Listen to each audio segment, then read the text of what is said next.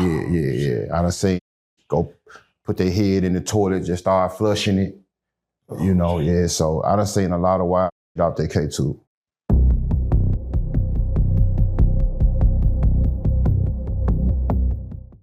Well, let's do it like this, man. You're not a small dude. Did you have to fight in prison?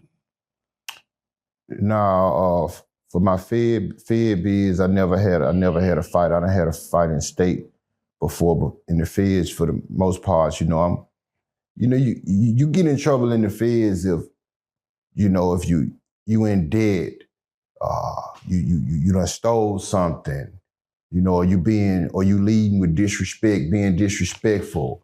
Yeah. In the federal system, it's all about respect, and I lead with respect. So I never had the issue. I ain't never borrowed nothing from nobody. I always had what I needed.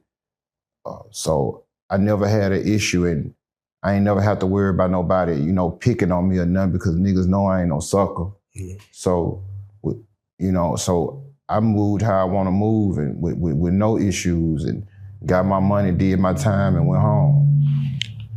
So with that being said, let me know as far as just being in the penal system, just off the top of your head, like what was the worst or some of the worst things that you probably seen while you was in there? Some of the worst things I seen? Yeah, if you could recollect. And I done seen some wild shit with niggas on their K2. Yeah. At K2, it's synthetic. Yeah, for those who may not know what K2 is. Yes, for them. Synthetic marijuana, and they just put all kind of shit in it, and you smoke too much of it, I done seen niggas jump off the top tier, For no reason. Yeah, for no reason. I'm talking about nigga land, and I'm talking about nigga jump from the top tier all the way to the bottom. That's like what, 3 rows? How many rows? Man, like I'm talking about, we only got like 2, it's sort of like a second level. Okay. But when a nigga get on that rail and jump, yes, I done seen that niggas crack their head open off the K2. I done seen niggas snatch all their clothes off, go jump in the shower bucket. I done seen niggas... Shower bucket? Yeah, the shower bucket.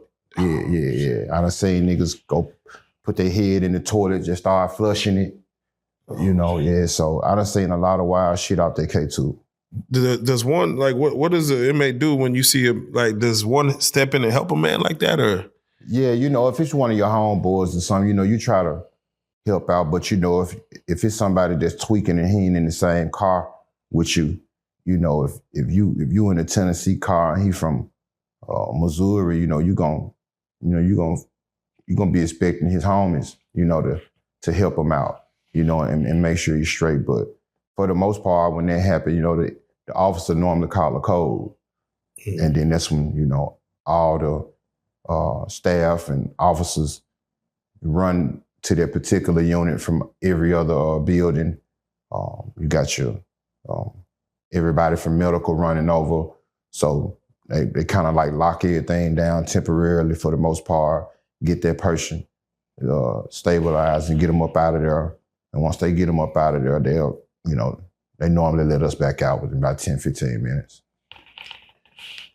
And if you don't mind to explain the car, we've had other people explain the cars in the Fed system, but, that's normally people from, Texas and Louisiana that we've had in here. But, Tennessee, most people know there's Nashville, there's Memphis.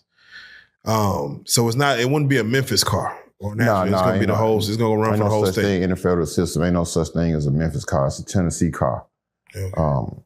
You got this little, I guess, underlying little, I guess, myth, I guess you would say, when people say, Nashville niggas don't like Memphis niggas didn't like Nashville. And that might be true to a certain extent, but when you're in the federal system, I don't care if you don't like me, you got to ride with me. Because we in that Tennessee car, and if you don't, something pop off, and if you don't roll, then you got to roll. It's crazy because, there's some states that really probably, like Kentucky, North Dakota, something like, do they got their own cars? They got to fall in with someone else? No, you got, so in certain spots, that's just like, by me being from Memphis, let's just say, if I get sent to LA or California or something like that, you know, they got down south cars. You know, when it's like, you know, it may not be enough people to necessarily have a Tennessee car. Yeah. So I would be considered, I would have to get in the down south car. Yeah. So, you know, that's how they roll. In the cars, it's just like, you know, it's the homies, you know, and you're gonna have one person that what they would call a spokesman or whoever running the car. If it's a big issue, if it's an issue with somebody else in another car, you go to whoever that's the spokesman for your car, and they go holler at the spokesman for their car and try to work it out. If it can't be worked out, then, you know, you might get a chance to take a look at that person, which is, you know, get you a good one-on-one in. Yeah, I'm about to say, what do you normally have to do once you get in that car? They say in the feds, you normally got to, you know, first show your paperwork. Why you? Yeah, some spots, you know, they demand you show your work. Some spots they don't. You know, you if you go to a USP, I don't know of a USP where you can go in there where you don't have to show your work. Some mediums, which they call medium highs, they make you show your work. So it just all depends. Yeah. And I look at it as in you know, you of course from Memphis, but let's say you were in Texas or you were in Houston and you caught a charge and you fought the case in Texas. Mm-hmm.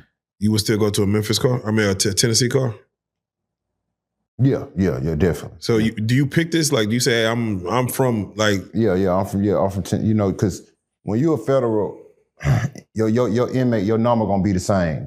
Okay. You know, no matter where you go.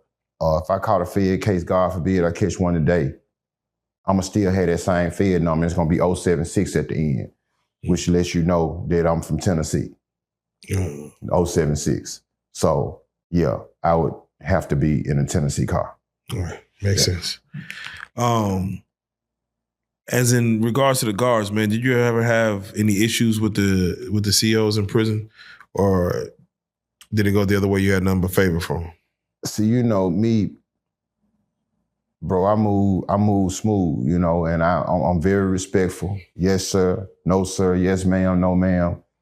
And when people used to tell me in prison all the time, the officers, like, they used to be like, you ever heard the old saying, Govan, don't judge a book by its cover? And I'd be like, yeah. And they'd be like if you just look at you would think you're very disrespectful, rude. And when they see that I'm the total opposite, they just tend to, you know, take liking to me.